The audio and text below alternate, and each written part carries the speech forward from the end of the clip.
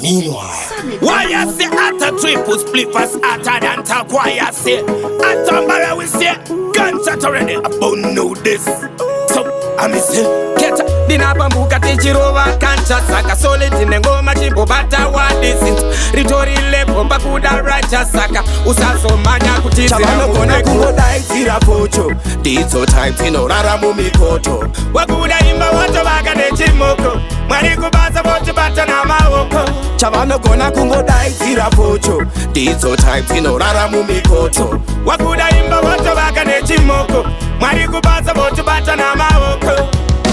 manje unochema ukawanza dzvene tosvika tese nyangwe uri mene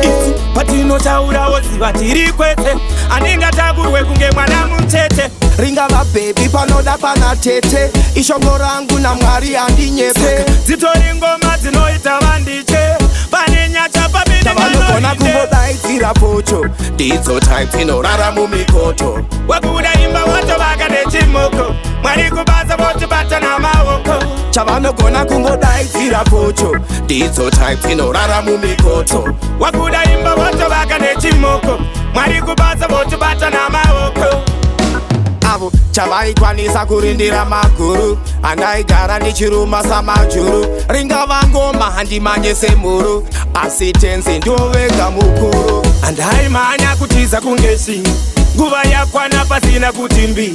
hausi mwenje kunzi wabuda mi ndichatokoma kuvachavanogona kungodaidzira pocho ndidzo type tinorara mumikoto wakuda imba wacho vaka nechimoko mwari kubasa vocho bata namaoko chavanogona kungodaidzira pocho ndidzo type tinorara mumikoto wakuda imba wacho vaka nechimoko mwari kubasa vocho bata namaoko manje unochema ukawanza dzvene tosvika tese nyangwe uri mene patinotaurawo ziva tiri kwete andingatakurwe kunge mwana mutete ringava bhebi panoda pana tete ishongo rangu namwari handinyepe dzitori ngoma dzinoita vandiche